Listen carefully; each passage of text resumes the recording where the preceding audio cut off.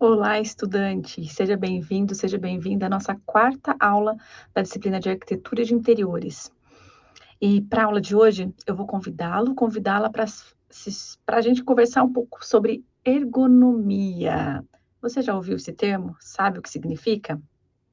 Bom, nas aulas anteriores, nós já falamos sobre princípios e elementos do design, a gente já falou sobre metodologia projetual. A gente já falou também sobre a própria arquitetura de interiores, contextualizando esse conceito e os seus conceitos, né? E agora a gente vai entrar em mais detalhes das questões projetuais. E olha, o que eu tenho para falar para vocês, mais uma vez, fica a dica de que pode também ser muito importante no desenvolvimento de projetos arquitetônicos e não só de interiores. Isso é legal, não é? Eu acho que é bom você saber, porque é um conteúdo que com certeza pode trazer, deixar o seu projeto muito melhor e trazer resultados mais assertivos no desenvolvimento do projeto. Então, para isso, eu trago o homem como medida. Isso mesmo, é o conceito que eu trago, o homem como medida. Como assim o homem como medida? Quando a gente faz um projeto, vou falar até de projeto arquitetônico, vou, mesmo não sendo arquiteta, vou me apoderar é, dessa questão, mas para contextualizar e para fazer com que vocês compreendam de que quando a gente fala de um projeto arquitetônico, quando a gente fala de um projeto de interiores, que aí é o nosso objeto aqui da disciplina, nós falamos que estamos pensando em projetos que serão utilizados por quem? Por pessoas, por aqui eu estou usando o homem, mas o homem, a mulher, tá? Pessoas. Então, a gente tem como pessoas quem é que vai ser o usuário daquele espaço, para quem é que a gente está projetando aquele espaço. Então, nada mais justo, nada mais correto do que utilizar, do que fazer, pensar nesses espaços para essas pessoas, certo? Não faz sentido isso? Então, a gente vai ter ali as pessoas como medida para a elaboração de um projeto. Prof, isso está confuso demais, como assim que eu vou usar? Eu vou passar a ter como referência medidas de pessoas para ter as medidas dos meus projetos de interiores. Faz sentido isso para você? Eu espero que faça, porque faz todo sentido dentro desse processo você utilizar as medidas das pessoas como base referencial para as medidas do seu projeto de interiores. É isso que eu digo como o homem como referência. As pessoas como referência para o desenvolvimento do seu projeto. Porque se eu sei a medida, a média das medidas humanas, eu sei a média do meu padrão de medidas e eu consigo encontrar aí medidas que são adequadas para a elaboração do meu projeto. Por isso que existem tabelas de medidas e tabelas antropométricas, tabelas de medidas humanas que me norteiam a elaboração desse projeto. E aí, para isso, a gente tem a aplicação, a gente usa o humano como medida padrão, as tabelas antropométricas. E o que são tabelas antropométricas? Tabelas antropométricas são tabelas criadas a partir de médias de medidas. Porque, olha só, a ergonomia é a aplicação de princípios psicológicos e fisiológicos à engenharia e design de produtos, processos e sistemas. E também a todo tipo de design, a todo tipo de arquitetura. A processos, a projetos que são desenvolvidos para pessoas, a ergonomia pode ser utilizada, pode ser adotada. Mais uma vez, a gente está buscando aí em outras ciências, né? Pescar em outras ciências sobre conteúdos em que a gente pode se apropriar para elaborar o projeto de interiores. Então, a gente está buscando novamente aí a arquitetura de interiores, buscando em outras ciências esse seu aprofundamento. Ergonomia, então, é enquanto relação entre homem e trabalho, equipamentos e meio que ocupa. Ou seja, a ergonomia é a relação do homem com os objetos que estão ao seu entorno, com o espaço que está ao seu entorno e com tudo que contempla esse espaço. É como ele se relaciona fisicamente com esses objetos, com esses equipamentos, com esse espaço. A gente vai entender aqui, quando você busca o significado de ergonomia, muitas vezes, ou a maior parte das vezes, está atrelado a fatores de trabalho. Porque, de fato, a ergonomia surgiu como algo para o trabalho humano. Entretanto, hoje a gente, de novo, né, a gente já foi buscar nessa relação, nessa ciência, algo que a gente possa aplicar também para outros meios, no caso aqui, a arquitetura de interiores. E é isso que a gente faz. E aí, o, se essa relação, se eu tenho que pensar nessa relação, a gente vai pensar aqui nas medidas. A gente vai entender ergonomia enquanto medidas desses equipamentos, as medidas desses espaços, as medidas dessa circulação. E como é que eu defino essas dimensões adequadas? Eu preciso saber quais são as medidas necessárias de usos para esses equipamentos. Por exemplo, quando eu vou elaborar vou pensar numa poltrona. Quando a indústria produz uma poltrona, a dimensão não é aleatória. Existem tabelas antropométricas que estabelecem as medidas médias da população humana. E existem cálculos que são feitos para quem quiser se apropriar mais, se aprofundar mais sobre tabela antropométrica, posso estar indicando leitura sobre antropometria, para entender melhor como que é feito esse cálculo e como que é utilizada a antropometria. Porque só a antropometria que daria uma aula inteira ou mais para a gente falar da antropometria por aqui, para falar de como funciona e de como são utilizadas a antropometria, como é utilizada a antropometria. Entretanto, ela não é aqui o objeto, né? Não é o que a gente está querendo conversar no dia de hoje. Hoje a gente vai falar sobre como se definem as dimensões adequadas para um projeto de interiores, para um projeto arquitetônico também, por que não? Por que que eu sei que um assento de uma poltrona deve ter 62, 82 por 77 aproximadamente? Por que que eu sei que uma circulação deve ter no mínimo entre um sofá e uma mesa e um objeto, 40 centímetros pelo menos, ou que essa é uma indicação interessante, ou como são essas medidas. E é isso que eu estou desafiando vocês, ou na verdade estou convidando vocês para a gente bater esse papo e falar mais sobre essa questão, sobre esses fatores, sobre como é que eu faço esses dimensionamentos, como é que esses dimensionamentos são estabelecidos e como que eu conheço e onde eu busco essas dimensões. Porque é o seguinte, professora, você sabe de cor todas as dimensões adequadas? Não. Eu sei de cor, por exemplo, quais são as dimensões padrões de colchões. Isso eu sei já porque eu já gravei. Eu sei que um colchão de casal tem 1,38 por 1,88. Isso eu sei. Mas eu não sei todas as dimensões que precisa ter, quanto que precisa ter ao redor de uma mesa, quanto precisa ter de altura de um balcão. Eu lembro de todas essas dimensões sempre? Não. Mas eu sei como eu consulto, eu tenho base disso, eu sei da importância dessas dimensões e eu sei que na hora que eu vou projetar, eu busco para fazer consultas, eu faço consultas que me indicam onde é que quais são essas dimensões adequadas, como eu faço, como eu aplico e quais são as dimensões mais adequadas ou corretas para que o uso daquele equipamento fique confortável. Professora, mas a gente está falando aqui de dimensões adequadas para média. Mas e se eu atendo um cliente que é mais alto ou mais baixo? Eu lembro uma vez que eu atendi um cliente, olha, eu nem lembro se essa história eu contei no livro de vocês, no livro que eu escrevi da disciplina, que eu atendi uma família que, inclusive, um dos filhos era jogador de basquete profissional. Então, era uma família que tinha uma altura, a mãe tinha 1,90 m de altura. E o pai e os filhos tinham mais de 2 metros de altura, fácil. Então, como é que eu poderia usar essa altura, por exemplo, de média? Não.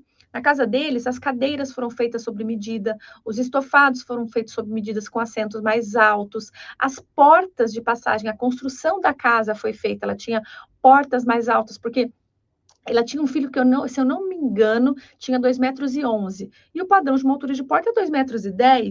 Então, até as portas eram mais altas, os colchões eram maiores. Então, sim, pode existir a necessidade de personalização, mas em geral a gente tem uma diretriz aqui que vai orientá-los a medidas padrões ou como você medir ou como você chegar a essas medidas para a gente poder fazer um bom projeto. Combinado? Olha o que eu falei para vocês. A antropometria é um conjunto de técnicas utilizadas para medir o corpo humano às suas partes. E a antropometria, ela mede não só a as partes estáticas, mas as partes em movimento. Então, ela mede, por exemplo, qual que é o alcance de um braço, né? Então, a sua frente, eu tô aqui com o braço para frente, ó. Qual que é o alcance para cima e para os lados, né? Como que é o movimento do sentar, para levantar uma perna, para movimentar uma pegada. Então, essas movimentações ele também considera. Então, a antropometria, ela não é só a parte do corpo humano estática, mas ela considera os movimentos do corpo humano também, compreendendo que a gente precisa saber, porque a gente não faz utilização de nada, de nenhum objeto, somente estaticamente. Para eu chegar, mesmo que um objeto que eu use, que eu sente no sofá e fico sentado, mas para eu sentar no sofá existe um movimento que é realizado. Concorda comigo? Eu preciso chegar até lá e movimentar o meu corpo para sentar no sofá. E essa que é a antropometria considera esses movimentos também, essas dimensões também. Opa, o que será que é aqui? Vamos ver só o que sumiu daqui, gente. Olha só, sumiu um slide. O que será que é? Vamos ver. No slide que está disponível para vocês vai ter certinho, gente. Mas olha só, tem uma frase aqui, tá? Tem uma frase que diz o seguinte, que em se tratando de arquitetura de interiores, além das medidas do próprio ambiente, definem-se dimensões de mobiliários, equipamentos e área de circulação ou de espaço-atividade. Então, além das dimensões de equipamentos e mobiliários, eu preciso de espaço-atividade. E eu entendo que quase como mais importante do que mobiliário e equipamentos, porque olha só, a dimensão de mobiliário e equipamentos, a maior parte, ela vem pronta para você. Você vai comprar no mercado e o mercado já estabelece, a indústria já tem definido qual que é a dimensão desses mobiliários, desses equipamentos. Então, você vai comprar um sofá, ele já tem uma profundidade dentro desse padrão. Cabe a você decidir se você vai querer um pouco mais fundo, um pouco mais raso, né? A cadeira já tem uma altura padrão de assento. Às vezes varia um pouquinho, mas ela está ali dentro daquela métrica, certo? Salvo quando você vai fazer móveis sob medida, que aí cabe a você definir, sim, profundidade, altura, e existem vários meios de você consultar isso. O próprio marceneiro pode te ajudar com essa informação, mas você, com o tempo, claro, vai se aperfeiçoando, vai fazendo, tomando como parte esses. Sugiro para você até criar um manualzinho em que você crie croquis e marque as dimensões que são apropriadas para você ir salvando, para você ir se familiarizando com essas dimensões. Só que isso, você tem como consultar, isso fica mais fácil. Mas e o que é o espaço de atividade? Que eu disse agora há pouco, antes de dizer que as dimensões de equipamentos, de imobiliário, você tem definido por mercado, eu disse que o espaço de atividade talvez seja mais importante. E o que é espaço de atividade? Espaço de atividade é a superfície necessária e suficiente para que uma pessoa possa desenvolver qualquer atividade sem interferência ou restrição provocada por mobiliários, equipamentos e ou componentes do edifício. Essa é uma definição do Bowery. Esse e-book eu vou deixar disponível para você, porque é um e-book livre, que o Bowery disponibiliza. Olha que cara bacana, sobre espaço-atividade, e é um book gratuito, e que fala do espaço-atividades, e essa é a conceituação que traz esse livro, e a conceituação que eu gosto de utilizar, e que a gente vai agora ver um pouquinho mais a respeito dela. E olha, então, o que é? Definitivamente, ou definindo de forma mais simples, é a área necessária para a movimentação. Quando eu falei agora há pouco que para sentar, por exemplo, a gente precisa da área, do espaço, da movimentação, não é? Que não basta só o sentar estático, que a gente precisa de um movimento, é isso. Olha só, por exemplo, esse exemplo dessa moça mexendo nessa gaveta. Você está vendo que para movimentar, e ela ainda, se a gente for pensar em postura, ela está inadequada, né? Que ela deveria agachar. Mas na prática a gente não faz isso, né? Vamos para a prática, para a realidade. A gente tem ali uma moça abrindo uma gaveta.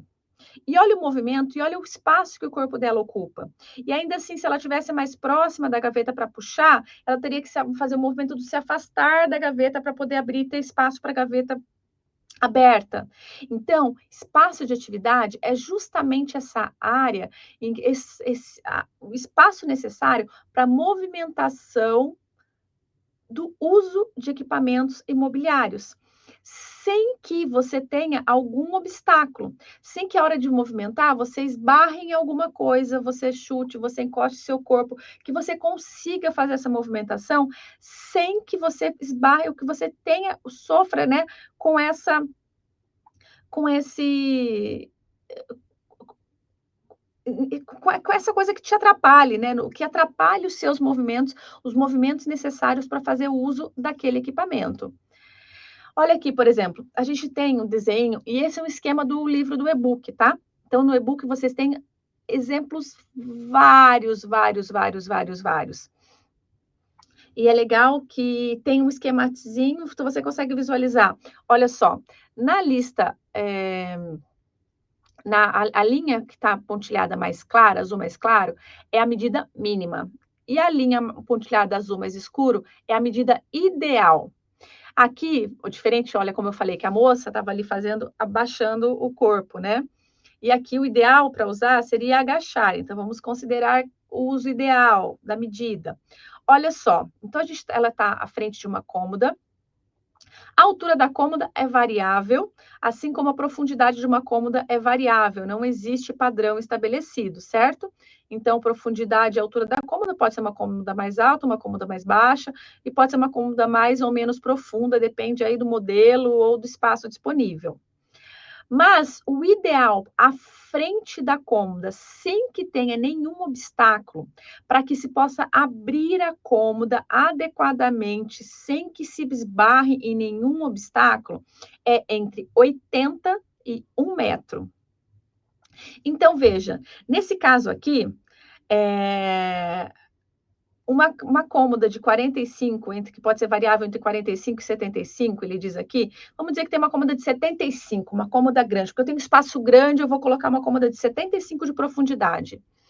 E aí, 75 de profundidade, só que eu não posso me esquecer que, apesar de eu ter um espaço grande, eu tenho que, além do espaço de uso da cômoda, eu preciso de pelo menos 80 centímetros para uso na frente dela. 80 centímetros seria adequado onde o espaço é limitado por uma cadeira ou uma cama baixa. Olha a indicação ainda. Se for para algo alto, se for para uma parede, o ideal é 1 metro. Então, 1 metro à frente da cômoda para que se faça o uso correto dessa cômoda. Vejam só, então, além dos 75 da cômoda, eu teria que ter mais 1 metro. Então, talvez essa cômoda vai ter que ser menos profunda para que você tenha 1 metro à frente, no caso, se for uma parede. Se for se o obstáculo ali foi uma cadeira ou uma cama baixa, né, uma cama, pode ser 80 centímetros. Estão compreendendo? Está fazendo sentido? Vamos ver mais alguns exemplos, vamos conversando mais e aí vai fazendo mais sentido para vocês. A aplicação da técnica de layout, gente, o que é a técnica de layout? É a simulação desses usos, a simulação da ocupação desses equipamentos junto com espaço-atividade. Ou seja, quando você for simular o layout da distribuição de mobiliário, vai lá colocar uma cama no layout, vai colocar um guarda-roupa, vai colocar uma cômoda no layout, você deve considerar não só o espaço da cômoda, mas já considerar o espaço de atividade necessária para o uso da cômoda. E o que, quando você usa isso, faz a aplicação da técnica de layout, quais são as vantagens, os resultados esperados para essa aplicação? Primeiro deles é a menor área do ambiente para os mesmos números de função. Porque isso, ó, quando você for fazer um projeto arquitetônico, olha como que eu falei que o que a gente ia falar hoje pode ser bem útil para um projeto arquitetônico. Porque você simula e você sabe qual a área que você precisa para utilização. E você não precisa pensar, você não vai colocar ali uma área maior do que a área necessária. Faz sentido para você? Você vai colocar a área só necessária para o uso daquela cômoda. E às vezes a mesma área pode ser compartilhada para o uso de diferentes equipamentos, que estão, por exemplo, frente a frente. Se você pode pensar nisso, fazer esse cálculo. Você reduz também as circulações, porque você já calcula ali a área de uso e já fica como circulação. Você já tem a projeção de circulação, você já tem a projeção de uso e você reduz essas áreas. Então, tanto para fazer um projeto arquitetônico, você diminui essa área e diminui o espaço destinado para a circulação, e para fazer um projeto de interiores, você pode ocupar melhor esse espaço, sem que você deixe um monte de espaços de circulação. Você ocupa melhor distribuído, além de aumentar as condições de segurança das atividades, o que é bem importante também, né, gente? Todo mundo quer fazer ambientes seguros. E você olha, por exemplo, aquela de evitar acidentes. Quando você projeta um espaço, um uso, sem um obstáculo atrás, você pensa já nesse uso mais seguro, nesse uso sem que possa ocorrer uma batida, uma cotovelada, o chute com o dedinho do pé. É esse tipo de acidente que você está evitando. E como que é a determinação dos espaços de atividade? É quando a gente vai determinar o uso, o movimento. É justamente quando se define o movimento humano para o espaço atividade.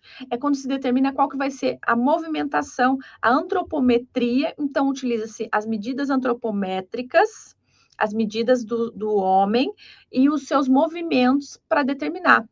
Porque olha só, por exemplo, para uma mesa, eu tenho aqui, por exemplo, uma mesa que está à altura entre 74 e 80, tá ok? E eu tenho 45 centímetros entre o espaldar da cadeira, né, o encosto da cadeira, até a, a borda da mesa.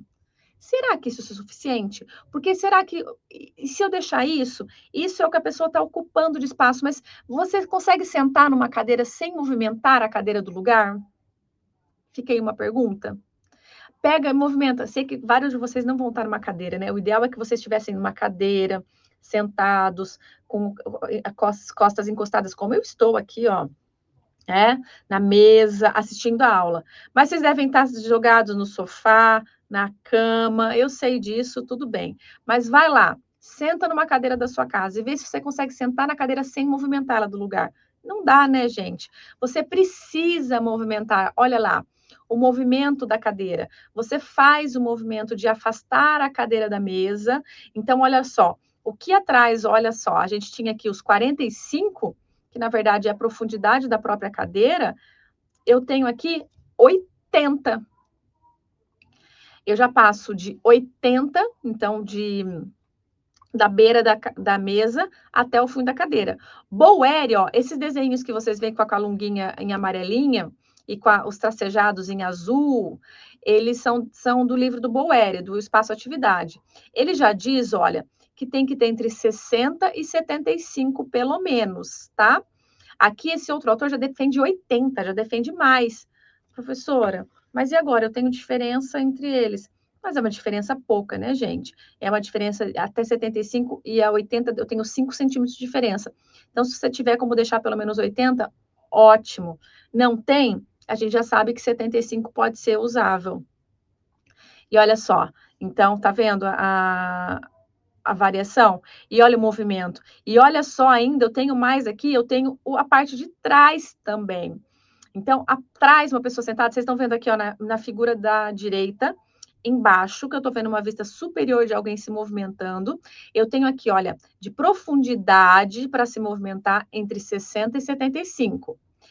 E a largura, a parte de trás que uma pessoa ocupa na mesa está entre 80 e 1 metro para fazer a movimentação adequada. É preciso ter. Mas é claro que você pode ver que esse 81 metros ele está invadindo a área de refeição de quem está do lado e saindo até do espaço da mesa. O que ele precisa, porque não tem problema, né? Ele pode se movimentar usando outros espaços, porque ele não está ali sentado fazendo a refeição. Para sentado, ele vai usar bem menos do que esse 80, do que esse 1 metro. Mas em movimento, para se movimentar, ele precisa desse espaço. Compreendem isso? E olha lá, isso tem mais uma observação. Essas dimensões são sem que haja circulação. Mas olha só, a primeira aqui eu tenho 45 e uma pessoa atrás para movimentar uma pessoa para estar passando, por exemplo, num restaurante, onde o garçom vem e ajeita a mesa para o cliente ou especialmente para as clientes. Se eu tiver uma parede ali, eu tenho que calcular pelo menos 40 centímetros. Se eu calcular 45 da profundidade da cadeira, então eu tenho 85. Então eu já preciso mais do que eu preciso se não tiver uma pessoa movimentando a cadeira. Então eu preciso de uma área maior. Se eu quiser ainda que haja uma circulação, como na figura do meio, eu preciso de 55 com a cadeira estática, tá? Eu não estou dizendo que é para se levantar. Eu estou dizendo que com a cadeira estática, a cadeira já no lugar, já utilizando, eu preciso de 55 atrás para a pessoa passar. Então, nesse caso ali, eu já preciso de 1 metro, porque é mais 45 com 55, eu já preciso de 1 metro. Uma aguinha aqui. E aí, olha só, aqui eu tenho uma cadeira, a mesa, com um buffet, por exemplo, atrás, onde está guardado louça, onde está guardado toalha, e que eu preciso fazer esse uso. Só o espaço da pessoa ali é de 35, sem considerar o espaço do equipamento, do mobiliário e na necessidade do seu uso. Porque se vocês observarem aqui, tem o buffet, né, que é um buffet suspenso, que a gente está vendo aqui, e mais o espaço da gaveta aberta. Então, eu tenho aí muito mais necessidade de espaço. Não dá para ignorar. Pessoal, simulem, considere, testem. Vai fazer, está projetando uma sala de jantar? Senta. Vai projetar, olha só, vamos ver outra situação. Uma cama. Olha que linda essa cama de Natal, tá parecendo uma cama bem natalina, né? Tem a árvore de Natal, as luzinhas, tem até almofada de rena. Tá bem bacana, bem bonitinho esse ambiente. Tá legal, não tá? Um ambiente agradável. Qual que é o problema desse ambiente? Me digam. O que vocês veem de problema nesse ambiente? Tem algo aí que pode ser um problema, sim, que a gente pode entender como um problema para esse ambiente, que deixa de ser tão interessante e que pode ser entendido como um problema. E qual será que é esse problema? Qual será que é essa questão? A questão é que essa cama está encostada na parede de um lado. E como é que eu vou fazer o uso dessa cama, ajeitar a cama e fazer o uso dessa cama? Professora, não tem espaço, não cabe, o cliente quer uma cama de casal. Aí tudo bem, gente. Ou o cliente precisa de uma cama de casal, porque de fato é um casal. E eles querem uma cama de casal, claro, ou não cabe. Então, tudo bem, gente. Claro que vão acontecer projetos em que você não vai ter saída. Você vai acabar tendo que colocar a cama encostada na parede. É o ideal? Não. De longe é o ideal. Mas, sim, pode ser que aconteça. E aí, não tem jeito. Mas, qual que é o ideal? Que você deixe espaço. Olha lá, o que ele está indicando aqui, ó. O mínimo de 60, indicando 80 como ideal e o 90 ainda como se for um objeto, a parede. Se for a parede atrás, então assim, olha só o que ele está indicando. Que se for a parede atrás, ele indica que seja 90 de espaço. Então, ele está indicando 90. E ele indica, olha só, claro, o entorno todo da cama, né, gente? Não é o ideal que você tenha o entorno todo da cama livre. Mas não é, de novo, o que acontece. Olha só, eu não consigo agora, prof, não está lendo tudo aqui certinho, mas tem as indicações, vocês têm o slide, vocês conseguem ver. E tem o livro também para indicar. Qual que é o recomendado? Qual que é o indicado? Lembrando que caso o obstáculo em volta, tá? Seja um obstáculo baixo, uma cama baixa, uma cadeira ou só uma poltrona, ele pode ser uma distância um pouquinho menor. Se o obstáculo for a parede, a distância tem que ser um pouco maior. Isso é uma questão de mobilidade mesmo, de movimento, porque mesmo que você, se você tem um obstáculo baixo, você consegue movimentar os braços ainda nesse estar. Se você tem a parede, não dá para movimentar os braços, certo? Você acaba sendo colidindo aí com a parede e não é o que se deseja, não é mesmo? Ninguém quer colidir com a parede. O espaço-atividade, ele também pode ser utilizado sobre superfícies. E olha aqui, a ideia, esse é de um outro autor, Ichiro Ida, que é um rei da ergonomia, gente. Para quem quer estudar mais sobre ergonomia, indico que vocês procurem livros de leitura sobre o Ichiro Ida. E ele traz aqui a ideia de uma mesa de alcance, uma mesa de trabalho. Então, o que ele traz? Olha só, ele traz primeiro a dimensão do alcance ótimo, que é o quê? Aquele alcance que está bem próximo, que com as mãos recolhidas, com os braços recolhidos, você tem um alcance fácil, que tem que estar aquelas coisas de uso contínuo, que tem que estar as coisas que estão à mão, que você está utilizando para trabalhar. Você tem a área ótima para trabalhar com as duas mãos, que é logo à frente da pessoa sentada, então é a área ótima. O ideal é que ela é 30 centímetros só que ela tem desse alcance, depois ela já deixa de ser uma área para trabalhar com duas mãos adequadamente. E depois o alcance máximo, que é o quê? O quanto que o braço esticado, lembra que eu falei que é a antropometria também? E esse alcance máximo, olha só, ele coloca ali entre 50 centímetros, tá? A parte mais longa, e o alcance ótimo de 25 centímetros. Isso, gente, dentro, claro, de uma, considerando a antropometria, uma média, tá, gente? Considerando uma média, quando você vai projetar para a média. Prof, vou projetar para o meu cliente, posso fazer personalizado? É claro que você pode. Você pode alcançar, você pode até tirar as medidas dele, mas normalmente você não faz isso, você acaba fazendo para a média. E isso é uma média. E olha só, lembra-se que na mesa de jantar o ideal era 1 metro, mas que podia invadir a área de outras pessoas?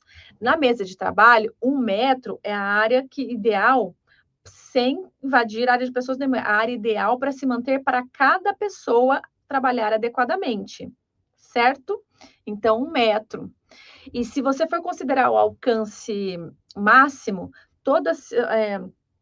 o raio do alcance máximo, você vai ter aí 1,60 m de largura que pode ser alcançada. Então, se você tiver uma mesa de 1,60 m, você tem alcance máximo. Então, por que eu não faço uma mesa de trabalho, mesmo que eu tenha espaço, mesa de escritório muito larga?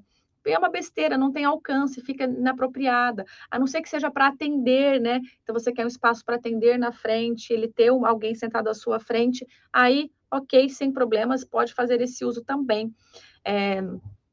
E tá tudo bem, tá tudo bem. Mas eu tenho também mesas de trabalho, outras mesas, né? Eu tenho, por exemplo, para eu cozinhar. Então, qual que é o alcance? Esse alcance também pode ser usado para esse tipo de atividade. Mesmo para o trabalho, pode ser para o trabalho. Então, mas ela também é para o alcance do cozinhar. Então, a máxima também é até onde eu alcanço. Então, quando eu for fazer uma bancada, por que as bancadas têm as dimensões? Por que eu tenho dimensão máxima? A bancada, normalmente, também está atrelada à questão da profundidade dos armários embaixo, né? Porque senão ele começa a ficar inacessível. Mas por que eu tenho essa questão do uso e da profundidade? Para o alcance, para ter esse alcance. Porque se eu vou fazer uma bancada, por exemplo, num restaurante, eu tenho uma cozinha bem grande, por que eu não faço uma bancada super larga? Porque eu não vou ter alcance, porque eu vou ter alcance da área máxima lá, olha, eu sei que os braços vão alcançar no máximo 50 centímetros à frente. Para que eu vou fazer uma bancada de 80 centímetros? Faz sentido? Tem que fazer sentido para você dentro da sua proposta. Se não, não faz sentido, não tem porquê. Aqui a moça com a cabeça na mão, com a cabeça, olha só, não estou alcançando, não estou conseguindo, ou estou muito apertada, estou com uma mesa de trabalho muito pequena, né? Então estou sufocada. Então, assim como eu não posso fazer uma mesa muito grande, eu também não posso fazer uma mesa muito pequena. Eu tenho que estar adequada. Ah lá, superfície de trabalho, e olha só, o alcance, como que eu tenho todos os movimentos. Quando eu vou fazer uso de uma cozinha, talvez a cozinha seja um dos grandes desafios aí, considerar essa movimentação toda, porque a cozinha é uma movimentação gigante, né? E aí e outra coisa, e com risco de acidente ainda, né? Porque eu estou mexendo com coisa quente, estou mexendo com fogo, estou mexendo com água. Então, de considerar as circulações. É muito comum que nas cozinhas, hoje em dia, as pessoas circulam mais de uma pessoa, a pessoa está cozinhando e tem alguém ali ainda. Então, todas as dimensões a serem consideradas na hora de elaborar uma cozinha é bastante coisa que deve ser pensado. Para a área de uma refeição, é diferente, olha só. O que é proxemia? Proxemia, aqui a gente entende a área que cada pessoa precisa, que cada pessoa necessita para fazer o uso de uma área, de um espaço, certo? E diferente da. Diferente da bancada de trabalho, existem para uma refeição, é diferente, são diferentes as dimensões. A gente já falou do espaço da cadeira, da movimentação da cadeira, da pessoa sentar, da pessoa precisar para sentar, certo? Agora a gente vai falar de como a pessoa precisa da área individual das refeições, que às vezes é muito, muito, muito inutilizada, muito. Me fugiu a palavra, mas algo assim, que é deixada de lado, gente. Uma pessoa precisa ter adequadamente entre 60 e 70 centímetros para fazer o uso da sua refeição adequadamente. Entre 40 e 45 de profundidade, e ainda a área comum de acesso entre 10 e 20 centímetros, e depois o lado seguinte de quem estiver usando. Mas é importante para que se tenha um movimento dos braços, para que se possa ter adequadamente um prato com talher, para que eu possa fazer a minha refeição adequada, é que eu tenha tenha essa dimensão, que eu consiga fazer esse uso adequado. Então, na hora de pensar numa mesa, na hora de pensar numa bancada de refeições, mesmo que seja de refeições rápidas, gente, tá fugindo muito disso? Então, não adianta eu fazer uma bancada de refeições rápidas que, de fato, não vai poder ser utilizada para a família, ou não vai ser utilizada de forma confortável, a ponto de que logo ela deixa de ser utilizada. Então, assim, considerem o afastado da borda, a distância, quando que eu preciso de cada um. É muito importante que vocês considerem tais fatores. Essa área de acesso comum seria aquela área em que você coloca os pratos para serem servidos normalmente. Então, de 10 a 20 centímetros. Então, veja, uma mesa tem uma largura adequada, vamos colocar o máximo aqui, 45 vezes 2, porque são duas pessoas, 45, 90, que seja com 20, 1,10 m. Então, uma mesa com 1,10 m. Se a gente considerar de largura, se a gente considerar uma largura menor, 40 vezes 2, 80, com 10, 90. Então, mínimo de 90, máximo de 1,10 m. Professora, mas é uma casa muito grande, eu quero fazer uma mesa mais larga. Posso fazer? Pode. Com a consciência de que não vai se ter acesso ao centro da mesa, que vai ficar ali sem acesso ao centro da mesa. Vai ter que ficar de pé e ainda assim com dificuldade para alcançar. Tem problema isso? Não, não tem problema. Mas a gente está aqui trabalhando qual que seria o mínimo ideal, tá? O mínimo ideal, sendo que pode ser uma medida maior, caso tenha condições ali. Se você vê que tem condições, ótimo, faça o mínimo ideal, faça a maior, ok, sem problema, só que com essa consciência de que não vai ter uso. É o caso, por exemplo, das mesas quadradas, que elas acabam tendo larguras maiores e que o acesso ao centro é ruim, né? Tanto que se inventou aquele prato giratório, né? Enfim, o acesso não é tão adequado, não tem tanto no centro, mas sem problemas, pode ser uma mesa maior, sim, sem problema nenhum. Aí fica a seu critério, né? O maior não tem problema. E olha lá, a mesa retangular de 4 lugares.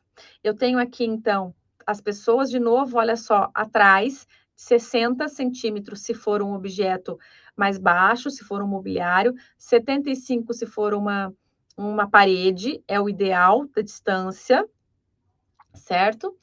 E eu tenho aqui, opa, oi, eu dando spoiler. E eu tenho aqui o espaço de cada um. Lembrando que é o seguinte, o espaço de movimentação, ele pode invadir a área do outro, que é só na hora de se movimentar. Agora, o espaço da refeição, que é essa área mínima aqui que se tem, tá? Que é de 60 a 70, esse espaço, ele é individual. Você pode olhar, ó, que está dizendo aqui que é de 60 a 70, mas para a movimentação é 80, entende? Porque daí é maior.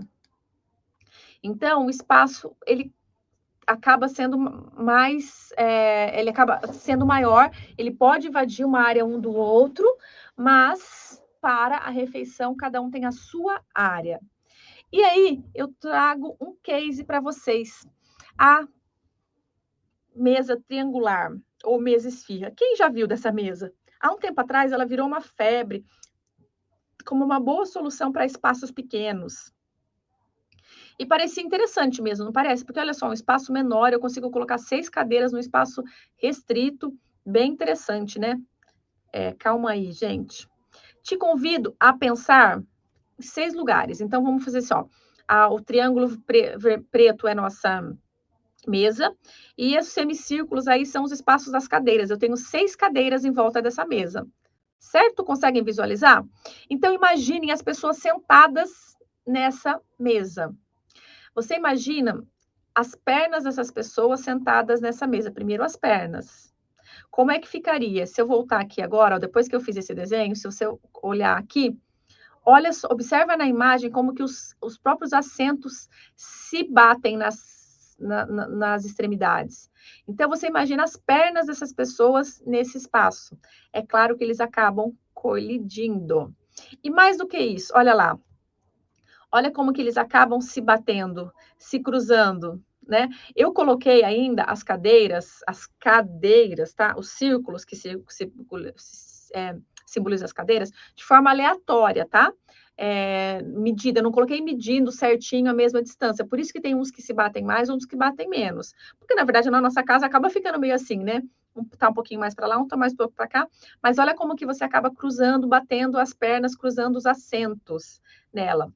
E mais que isso, quando eu for usar, olha isso, gente. É um jogo americano em cima da mesa. Como é que eu vou colocar 6 jogos americanos? E aí, tudo bem, então não vou usar jogo americano, vou usar toalha. Como é que eu vou usar uma toalha numa mesa triangular? Eu vou pegar uma toalha quadrada e colocar numa mesa triangular. Vai ficar legal, interessante? Ou uma toalha redonda numa mesa triangular? Então, olha só, como que muitas vezes o que o mercado apresenta não é adequado. O que o mercado às vezes defende como algo bem interessante para você, pode não ser tão legal assim para você e especialmente para o seu cliente. Eu trouxe a mesa retangular aqui, a mesa, né, retangular não, a mesa triangular, gente, mesa esfirra, que algumas pessoas chamam, como exemplo, mas existem aí diferentes situações, né? Existem muitas situações. Por exemplo, um outro exemplo é aquele sofá retrátil. Normalmente você quer saber o quê? Quanto que ele tem a medida do assento fechado e do assento aberto, tá? Mas quanto que ele ocupa, que ele tem de parte de trás? Porque aquele sofá retrátil atrás, às vezes ele tem uma profundidade enorme que fica super distante da parede para ser encostado. É só, gente, pesquisar adequadamente. É preciso de verdade ir pesquisar, perguntar, medir e testar, simule. Se tem uma coisa que o design faz que é bem legal, que dá para se apropriar bastante, é o prototipar. Então, prototipe, simule, faça simulação de uso, imagine, cola fita crepe no chão mesmo do espaço e faça a simulação desse uso. Nada nunca será demais. A ergonomia, gente, além das medidas, das dimensões, ela tem outros estudos da ergonomia que vão bem além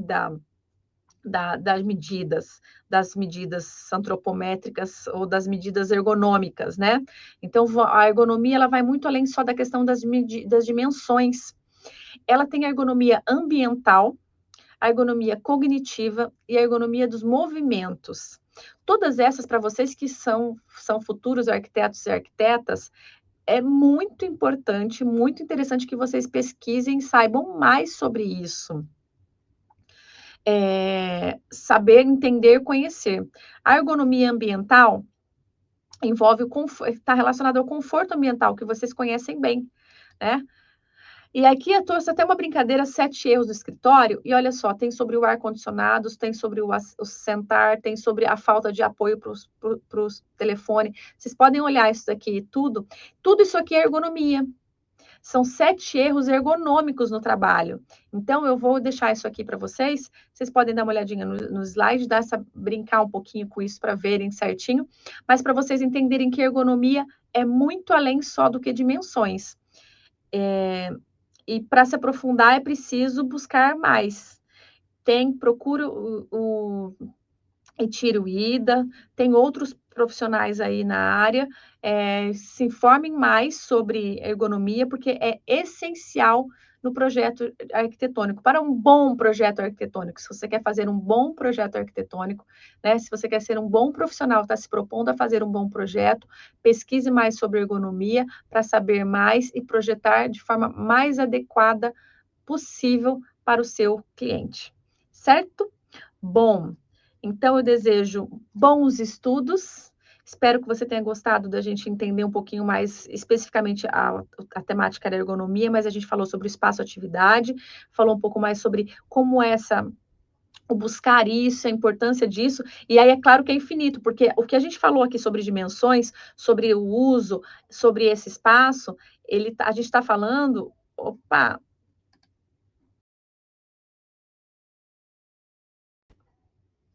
desculpa, gente, sumi aqui.